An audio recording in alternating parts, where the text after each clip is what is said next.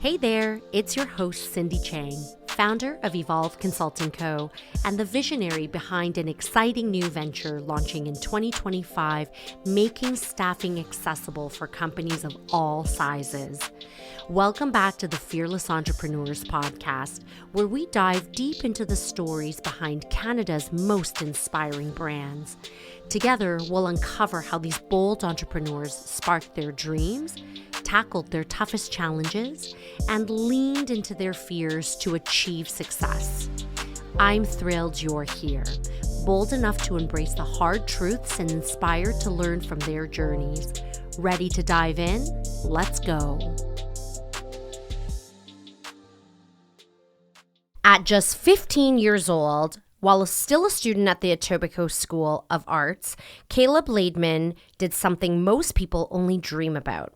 He founded his own film production company.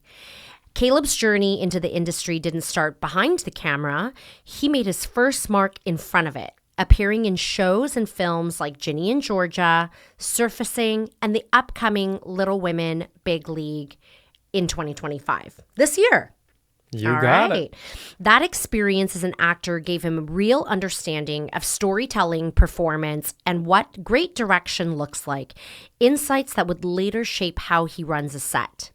Driven by love for storytelling and a vision for more inclusive, purpose-driven media, Kaleb launched KalKaden Productions, a full-service film company based in Hamilton, Ontario. The name KalKaden itself is deeply personal, one that is close to Kaleb's heart.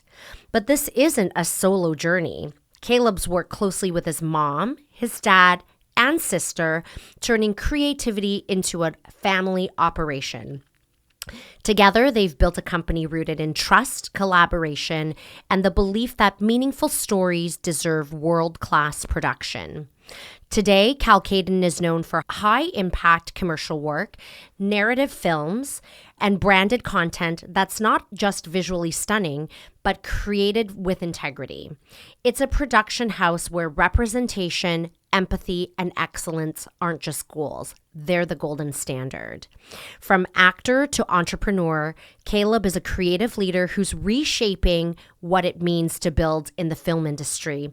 And fun fact, he's also the youngest guest we've ever had on the show. He's only 23 years old. So let's get into what it takes to launch a media company from scratch. Okay. Work with family. Oh, goodness. Without losing your mind. And stay grounded in a fast-paced environment. Welcome to the show, Kaleb. Thank you for having me, Cindy. How did you think when I was reading that? Did it kind of make you reflect of all the things you've accomplished at 23 years old, Kaleb? Well, I was thinking that I'm going to hire you in my next movie. I'm there. I'm down for this, you know? You've accomplished so much. And I remember the first time meeting you, which was just a couple months ago. Yeah. And I was so impressed by you. You showed up in a suit. You were like, this is KalKaden Production.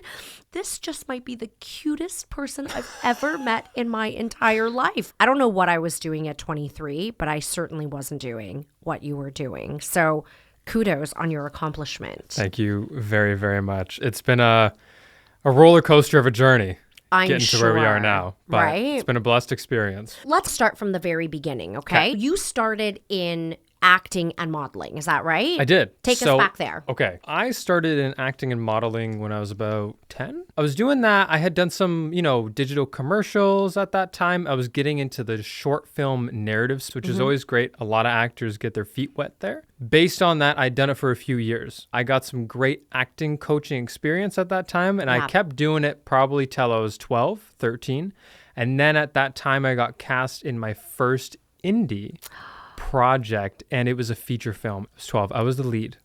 Oh my God. Your first film. My first film. It was called The Summer Project. Anyone that wants to look it up. Yeah. This was like low budget, as indie as it gets, but what it did teach me, though, was the foundation of cinema. Right. And that was what sparked KalKaden Productions, because shortly after that, that director, his name was Sterling, bless his soul, he allowed me to go on the opposite side of the camera to experience what it's like to direct, what it's like to do sound, to film, to first AD from a logistical perspective.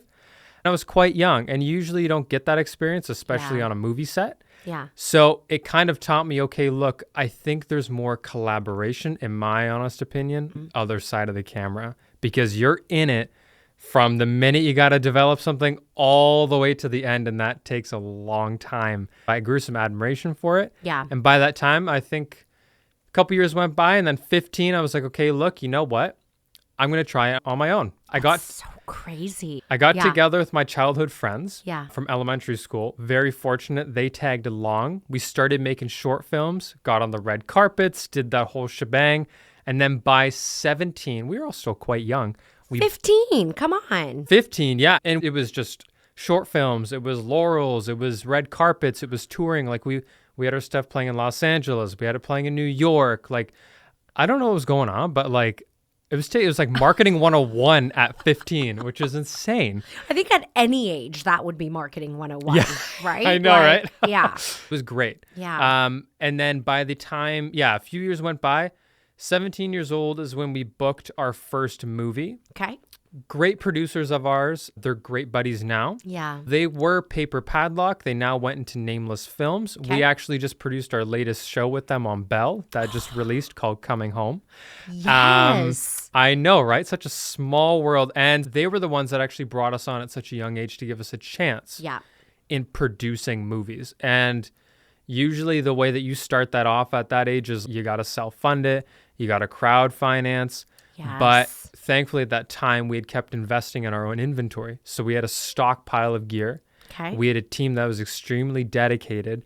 And we were young, so we could work the long days. How did you stockpile gear? Like, so I was that equipment is expensive, right? It is very expensive. And I was very fortunate that my family was helping me at that time. Family crowdfund. Here we go. Family crowdfund. Yes. So we pieced it all together. We bootstrapped it, did that first movie. What gave us that massive notoriety, though, was that first movie through our connections with Paper Padlock at that time, working with KalKaden. They got it onto Apple TV.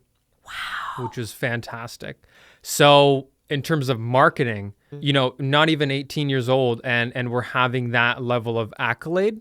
It was crazy. It was great to kick off the company. And then at that time, we were like, okay, look, this is a serious business model we should consider. Yeah. So we divided KalKaden into two separate sides. So we had our feature film and television side, which is dedicated to like the big project financing, development, etc. And then we opened up our digital side, like our commercial corporate side, music video side, the more short-term turnaround projects. Yeah. And that's how we've been kind of moving and shaping KalKaden ever since. So much to unpack here. I know. Wow. I think you just lived a couple of lifetimes from like 12 to 23. Oh, yeah. You're like the oldest 23-year-olds that I know, right? I don't even have gray hair. People should really take a look at the video. Eventually, this will be on YouTube. You are just so well spoken, so well put together, and you just should be so proud of your accomplishments, right? Let's kind of roll back a little bit into when you were 15. Yep. I think what's incredible is you were in your first feature indie film as the lead, right? And most people are so excited by being in front of the camera, but your interest was actually behind the camera. Yeah. I think that's actually rare. People don't like do acting and think like, oh, like what is it like behind the camera to produce all of this? This was a natural calling for you to be able to learn behind the scenes, right? It was a natural calling. And I think that also kind of stems from how we shaped KalKaden later on, because KalKaden was based around family integrity. It was based around love. It was based around like friendship values, sticking there for one another. And I found that really rang true when you were there developing something with someone, because I felt, look, being in front of the camera is great. I'm in front of the camera right now. We sure are. It's great for getting out there and sharing what your messaging is all about. But I found that sometimes, and I feel like all entrepreneurs can relate to this too, it's very individual, I guess, in a way. Like you're very lone wolf on camera. How's your performance? Test it beforehand. Make sure the lines are correct. But all of these are individual acts that you're not conducting with someone oftentimes. And I felt like, hey, look, this is great. You're going to get the notoriety, but I wasn't doing it with the people I love. Right. That was very important. It was for extremely you, important. right? Yeah. Yeah. And then just building up to, so like between 12 and 15 years old, it's only 3 years older, right? Yeah. And you were like, I'm going to start my own company this time. Yeah. It's 3 years now. I'm 15 years old and I'm Yeah. going to start my own company, right? Oh, yeah. Tell me about that, because that wasn't an overnight decision, although within the 3-year span, it probably was. So walk me through opening a company at 15 years old. Well, again, it was a lot of family help. I will not lie. My folks helped me kind of pull together the whole sole proprietorship of it at such a young age, because I didn't understand. I'm not sure if most 15-year-olds understand. No 15-year-olds understand, I can tell you that. The legal paperwork behind that. Yeah. So I did need some help, I won't lie. And I'm very thankful that they were there to help me and support me in that venture. I mean, essentially it started with them, and then from there, building the business and kind of scaling that business model, I think came naturally. I didn't wake up one day and was like, okay, yeah, I got the sole proprietor paperwork ready to go. Let's put together a business model. I just like making content. And that's all it came from. It was like, look, friends, let's get together. Let's shoot. Let's see where it goes.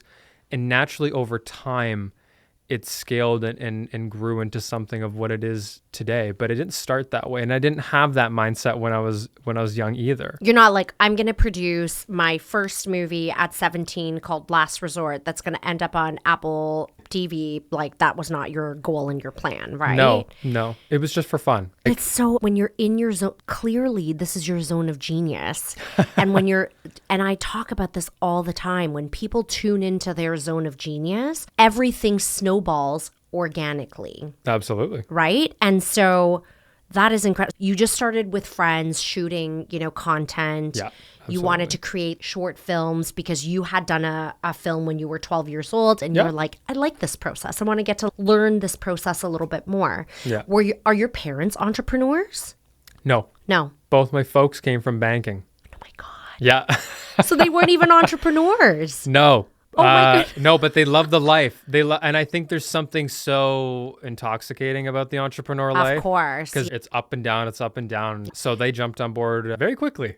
So do they still work in banking now, or are they like full in with KalKaden? So my father is full in with KalKaden. I know. Was it scary for your parents to be like, okay, my son is 15, he wants to own a business, I'm all in to support him? Most parents also don't think like that. They're like, are you sure? This is a bit of a risk. You should go to school. They weren't though, right? They were fully supportive of what you wanted to do. Oh yeah, they were extremely supportive. And during high school, I remember, because I was taking it in Etobicoke, and I'm based in Hamilton. So I would be taking the GO train in every morning. And, a lot of entrepreneurs probably aren't the best at school or like school. But what I did have at that time was a laptop, and laptop and Squarespace. And that's how I started the company. I would be taking that GO train in every single morning. I'd go pick up a bagel, sit at the coffee shop. My parents thought I was at school, but I was actually there developing the website. Your business. Putting up like the team page, putting up our projects page. And then because I think I took all that time in high school and decided to scale KalKaden instead of maybe focusing on my studies, I think that's how I was able to excel very quickly. Right. Your focus was really on It KalKaden. was only on that, because I knew the minute that it started getting accolades at a young age, I was like, there's something here. I don't know what it is, but I'm going to brand it. And so tell me about the name KalKaden, because Yes. it is very special to you, your family, and the Yes. values that you represent. Tell me about the name. KalKaden. It's actually, I had a twin brother. His name was Kaden, and he died at birth. So he was supposed to be an identical twin. And with all due respect, wanting to carry on his legacy as well, when we were shaping the company, KalKaden wasn't the first thing that came to mind. And I can't even remember what we had at that time, but we were throwing darts, just random names. And I feel like most entrepreneurs go through it when they're creating the name of their business. They're like, this sounds cool, but it doesn't have any meaning. Yeah. And it took a few days to figure this out. And I remember my mom running into my room very late at night and was like, KalKaden, this is it. She's like, you should take your brother's name and your name and stitch it together, because then you'll always remember him. actually. The first time I heard that, I was like in tears immediately. That is incredible. Like, what a legacy to leave with your family. And the fact that it came from your mom, because sometimes for parents, something as traumatic that happens like that is really hard to talk about or to commemorate, right? So the fact that you all are still living in his legacy, you know, breathing life into this beautiful life that you have as a family, I think that's so beautiful, right? It is. And it's great too, because every time there is an accomplishment with KalKaden, sometimes at night, you know, I sit there and I look up and I say thank you, and I think about Caden, and I'm like, you know what, like, look how far we've come, because he's still there. That is so beautiful. Yeah. So tell me about the conversation with your parents. Yep. The first time you were like, guys, guess what? I'm 15, but I'm ready to be an entrepreneur. Tell me about that conversation. It was a big family event. I feel like I want to be your fan. It was a big family event. And I think because the folks were so supportive of it, I should have known at such a young age that this was going to be a family thing. I should have known. But at my age, I'm just like, hey, can you support me on this journey and take it from there? And they're very supportive. But you know what? My family never came from entrepreneurs. My grandparent, like my mother's side, no. Yeah. You know, father's side. So bringing up, and especially in media and arts, you know, there's this big stigma that like, it doesn't make money. It's not a 9 to 5. Yeah. Why are you going to support that? I feel like I'm the living, breathing expectation of like what you can expect if you work hard in that sector. You do work hard. And so it was a big thing at the start, and I'm very thankful because like my folks helped me convince the grandparents later got on board. But what I think was the big turning point of arts and media is when we started going on those red carpets, when we were young, when we started taking pictures with all the laurels on our posters. I think that was the moment that not only family members, but other business owners, other producers started looking at us as like a reputable, up and coming company that is well worth paying attention to and potentially bringing on as a partner. So I do think that if we hadn't done all that marketing, those red carpets at such a young age, maybe it wouldn't have excelled as quickly. And you know what? It's such a wonderful message to parents because unfortunately, not all parents are as supportive of their kids pursuing their dreams. So the fact that your family has been behind you and that this is a family affair, did your grandparents hoe and hum at first, or? Oh, yeah. Okay. Yeah. I'm like somebody had to have hoed and hummed. Yeah, like it wasn't like a big, turn point. It's like, hey, this is the life. No, it took time. It took time. I remember originally bringing up that idea, and it takes time to get people on board of it. Yeah. But again, because the success grew very quickly when we were young. Yeah. I think it was a slow chip away at getting everyone on board. And so tell me a little bit about Catchlight. So Catchlight Capital is a private credit firm that is solely dedicated to financing initiatives in arts and media. Love this. And the reason that it was created, though, was because in the journey of KalKaden, so KalKaden has been around for nearly a decade now. Yeah. And within that time of producing projects, looking at different financing structures, working with different partners, I realized that, okay, look, there is a large majority of debt financing in every single project. And I'm sure in many other sectors too, debt is a big thing to get any venture going. So I realized, because I was like, okay, look, rather than just handing it off to the bank every single time, rather than handing it off to a lender that hasn't worked boots on the ground, that doesn't really care about what's being shot on screen, it's just more about, do these numbers look good on the balance sheet? And a lot of them get denied because of it. And a lot of them get denied. Yeah. There's a lot of red tape when getting debt financing, especially in arts and media. But I found that, okay, look, there needs to be someone there for artists that they can have this open conversation with when needing debt quickly for a project or for a project that doesn't normally typically get greenlit. Yeah. And so I was like, okay, look, if I start this now, we can be that backbone in the industry for the next 10 years, 15 years, 20 years, assisting people with quick financing for a movie, for a TV show, for a social media venture, for a publicity stunt. It doesn't matter as long as it is an arts and media initiative. And that fund will never go past arts and media. It was dedicated to arts and media because I wish I had that. I never had that. You look at other people that are executives that have the capital to put towards that, and they never would do that because it's too risky. So I was like, okay, look, there needs to be someone here that has the back of all these artists that is willing to take that risk, because I understand why you're doing what you're doing. I understand why you're financing it and structuring it the way you are. Media and arts is a way different beast. Yeah. And that's why it's such a unique niche. Catchlight Capital, it's a brilliant idea because there's not a lot of people who fund artists. It's just, it's unfortunate. I'm not the only founder of Catchlight. I co-founded it with my partner, Caroline. Okay. So Caroline was a chartered accountant for the past 20 years. Okay.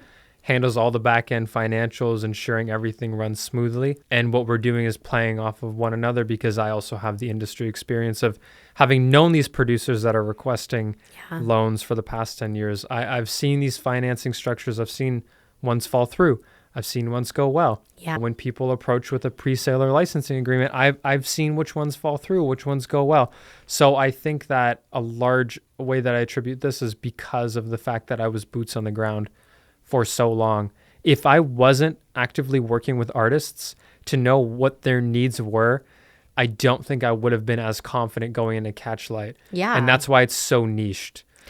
It is very niche. And also, fun fact, Catchlight also didn't spring up because I had a crazy business plan either. I think I have this tendency to just like... You're a serial entrepreneur without I didn't even realize knowing it. Yeah, I had no clue. Yeah. Until one producer reached out. They knew I had a production company, which was KalKaden. Yeah. And at that point was like, hey, look, we need debt financing very quickly within the next week. Turnaround is 1 month. Yeah.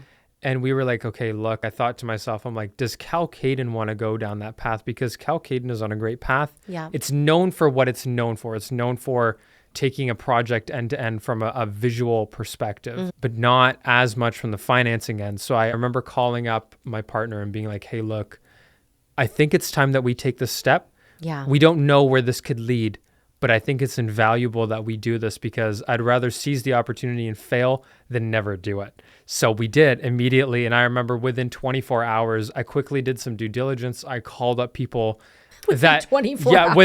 Literally, like I called up people because they had such a tight turnaround. I called up people that I knew, that knew them. I requested all the financials. Like I did a deep dive on that because I knew, again, structuring of production. So it was easy for me to quickly jump on and assess, okay, is this going through? Yeah. They had to just unlock some financing elsewhere, and it was a green light. So I remember calling my partner and being like, let's do it.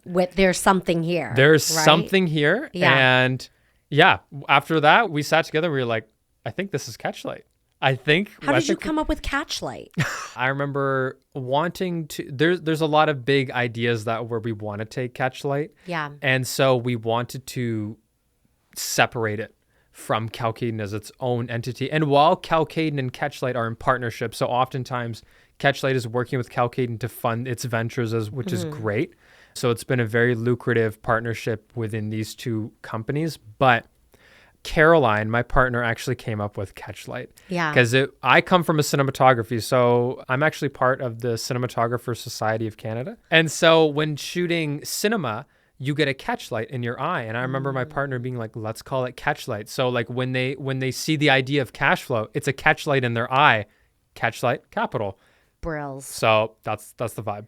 Brills. Really great initiative. And I bet you that's going to catch steam in terms of the people that are in the arts to reach out to you. And that's going to gain a different kind of notoriety on its own, right? We have already caught extremely quick steam, I guess we could say. We've financed 4 movies already. Wow. We've been around, we've been around for 4 or 5 months now, operating actually for probably 3 months. No way. I mean, he only started this 4 or 5 months ago, but 4 feature films. Here we go, right? I am so impressed with you. And so tell me about teams. So one of my favorite topics is hiring teams, growing teams.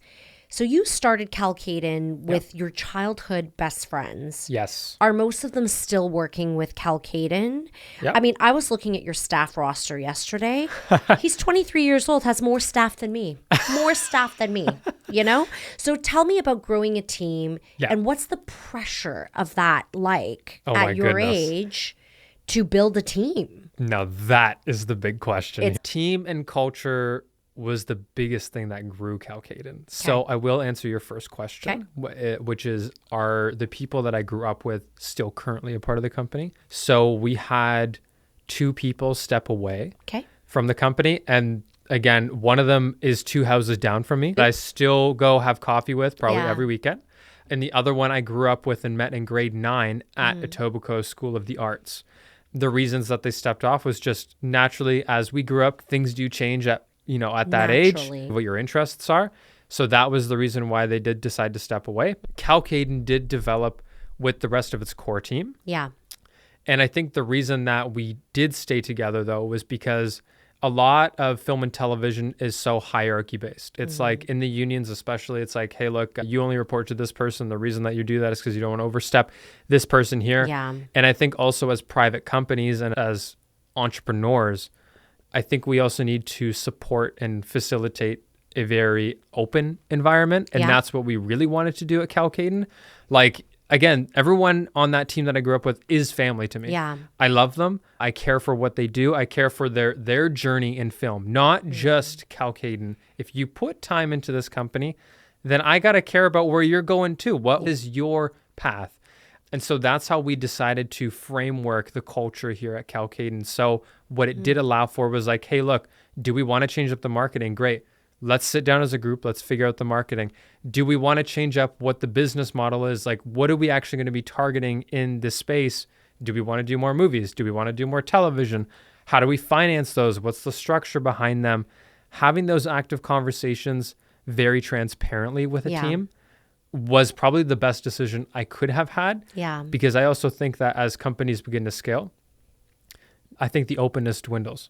And that naturally happens as a company scales, but we are a private, family-led company. That doesn't mean I can't sit down with you and be like, hey, look, we're going through a great time, or hey, look, we're going through a rough time. Yeah. That openness was paramount. Yeah. So, and does everyone have their defined roles as to what they do and what they're responsible for? Yeah, absolutely. Yeah. We have a very dedicated post-production, editorial, VFX team, motion graphics team. Like we're always not only bringing new people in, but we're always trying to scale up the people within as well. Like trying to actively partner with other production companies to get our team members out on different sets too. Yeah.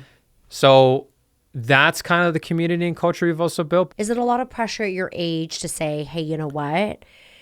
I need to deliver for my team. There are choices that I need to make. And if I make certain choices, like I have a team depending on me. That's a lot of pressure, right? Yes. In full transparency, it is a lot. Yeah. Especially now with starting a second company. And there are chats about another venture also coming down the path too. Yeah. That's very lucrative. So it is a lot. Yeah. Because you're still balancing, you still have to drive the ship of KalKaden too. And then now that you have Catchlight Capital, it's like, okay, look, how do you balance? How do you grow both at the same time? Who is going to be running the ship there if you're going to be running it here? So I think those are big questions that me as an entrepreneur at my age, I've been working through in my mind. Yeah. And that's okay. Things take time. And I'm now realizing that things take time. Well, good for you. And the amount of success that you've had within such a short amount of time is a testament to your hard work with a blend of luck, with hard work with a blend of luck. Like it's just, it's like a ping pong that just goes back and forth, right? And so what is your school of thought about school? Do you think it's necessary to succeed? No. Blanket statement. Tell me more. I know you feel very passionate about this. No. You know what? I don't think that school is necessary at all because, look, I love, like, institutions are great for specific types of career path. Again, like I want the person that's going to be maybe doing surgery on me to have gone to doctors, school. doctors, Doctor, lawyers, great to go to school. Yes. Other varying careers that are at that sort of path of knowledge realm. But I felt like for me, arts and media was something that people could pick up on naturally or are born with. So I was like, okay, look, I don't think that every career needs proper schooling. Right now, look, like I'm studying, even stuff for Catchlight on my own and partnering with people. And this is one of the biggest things I've learned right now, partnering with people that are significantly smarter than you. And you're pretty smart. But it's partnering with people in different sectors that are interested in your company to bring on their level of expertise, because then what you make up for, like, look, I make up for in arts and producing, and that's my bootstrapping experience. Mm-hmm. I didn't need to go to school to be taught that. Yeah. Even in my high school. Or they don't even teach it at school. They don't even teach that at school. They don't.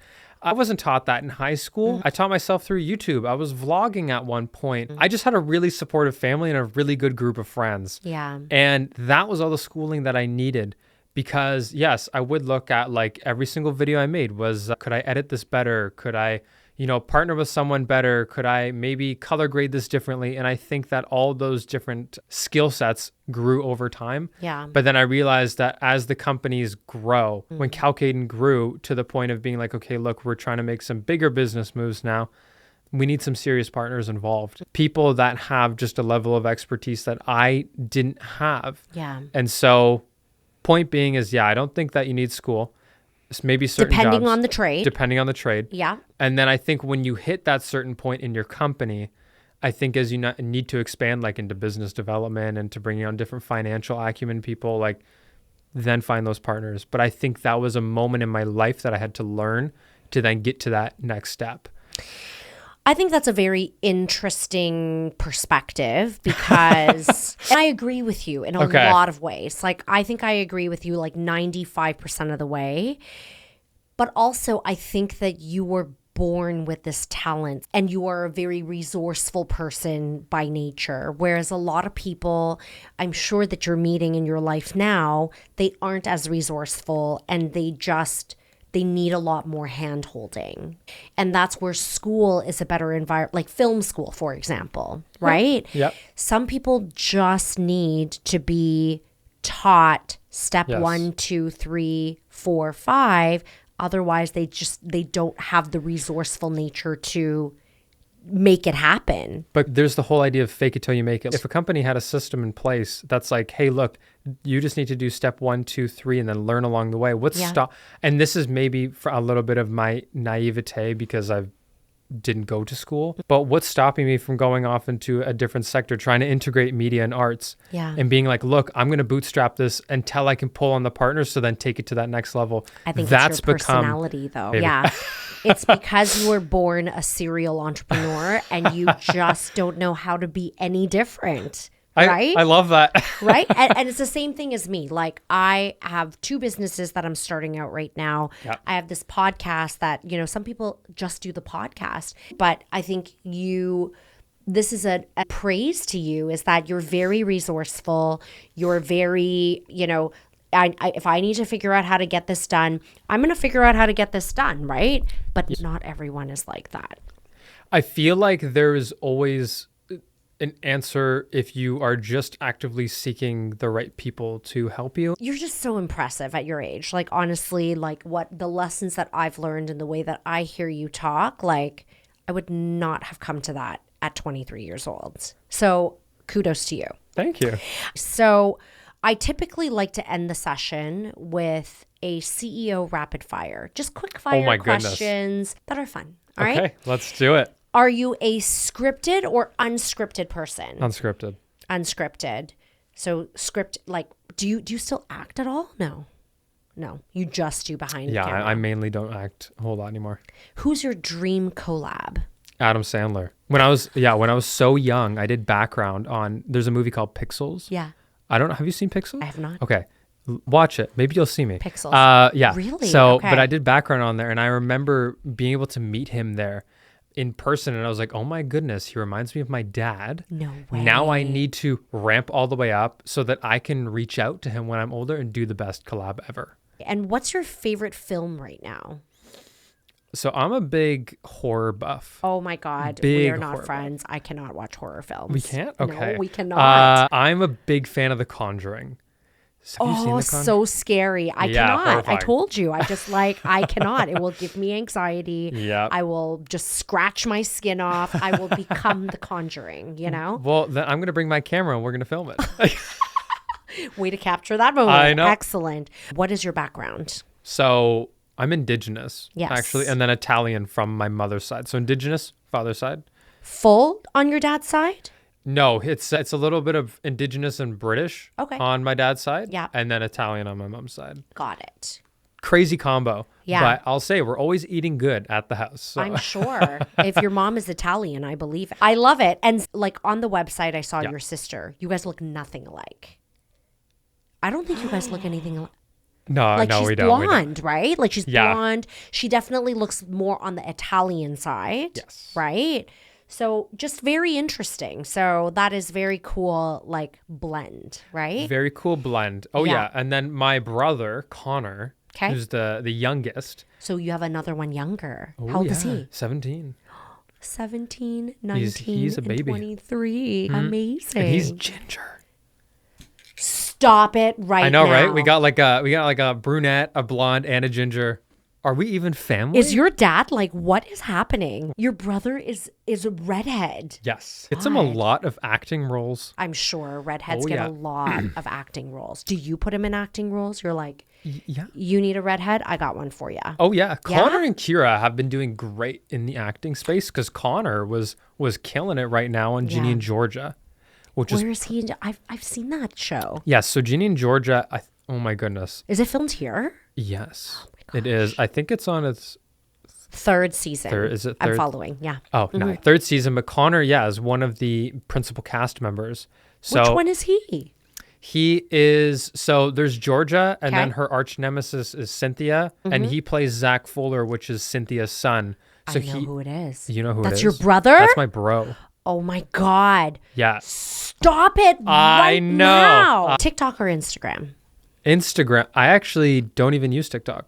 I don't even know how to use TikTok. Do you know how? I don't know how to make a TikTok. Do you? Stop. No, I actually don't. Don't say that. No, I don't. I leave that to my social media people. Okay, all right. No, so that's not a me thing. Instagram, right? Okay, 100%. this is good. Me too.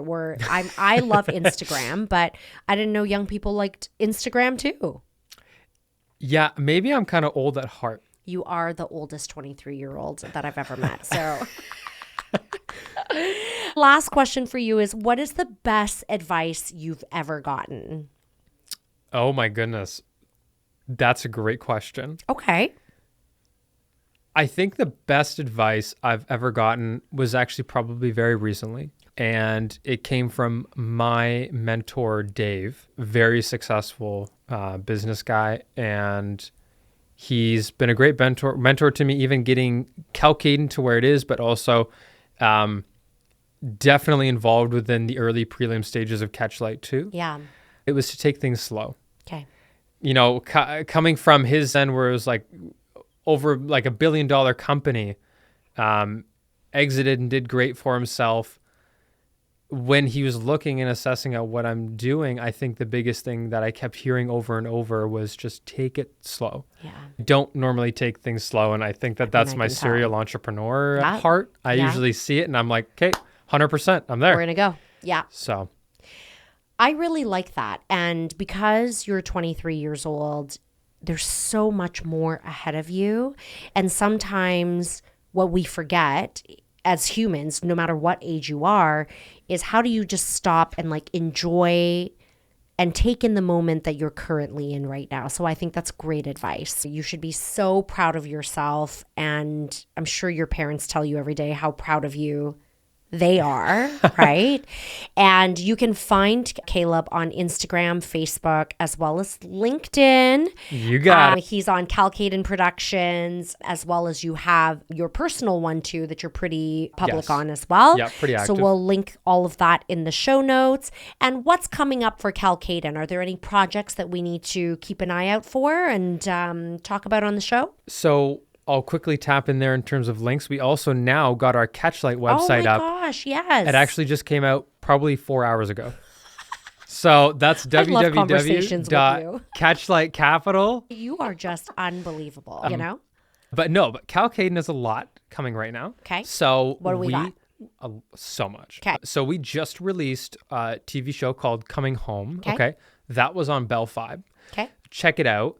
It's about a fearless entrepreneur going to the Los Angeles area, trying to make her way. However, as you know, LA is the dream, but it's tough. It's a tough space. Tough dream. So coming back to Grimsby and figuring out her roots here, integrating into the community, figuring out who she is, where she belongs, that's Coming Home. I love that. When's that come in? It's already out. Oh, okay. And then also, as you know, we're also an Indigenous-led company too. So KalKaden actually also is doing a cooking show with Bell 5 TV1 again. It's just showing you the love, hey? Yeah, and we're doing our first Indigenous cooking show with them this October. And what's it called? It's called Just in Time for Dinner. I love it. We also have another horror movie coming up this. I think it's going to end up being, we're kind of just locking down our prep right now. Probably going to be November or to start. Okay. Yeah, probably November or December. I can't release any of the info on it right now, but it's actually based on IP from a book. So we actually got in contact with the author. If you look up right now, or if whoever's watching, there's this movie that we recently did called Chimera. Okay. So the director of that, Jacob Fair, we repartnered with, and he's actually coming out to this horror movie. Chimera was a horror movie too. Yeah. So again, you can right keep down seeing your alley. Yeah, you can see a repetitive thing here. We like to keep bringing back the same people once we build the culture with them. Yeah. So now we're working with him. Same people again from Paper Padlock that are now Nameless Films. Yeah. So we just had done Little Women Big League with them. Now they're partnering with us on this new movie too. So it's like a community. It's a community, and wherever the money goes, is where everyone goes. So that's right. That's right. I am so impressed. I want to be a part of all of this and more. I love it. And, you know, I am just so impressed. Again, this was amazing. You are so well-spoken for your age. You give me hope for the future generations, such as my daughter. So I will just have her hang with you until she's 23. We got this. We'll put her on the right path. I love it. Well, thank you so much for your time, your energy, thank you for and having sharing me, your passion. Absolutely. Amazing. Thank you. I'm so glad you joined us today for the Fearless Entrepreneurs podcast. If this episode resonated with you, share it with a friend or someone who could use a little inspiration. You can always reach me, your host, Cindy Chang, directly on Instagram or Spotify DM. I love hearing from you. Don't forget to hit subscribe and leave a review. It truly means the world to me. Until next time, stay fearless.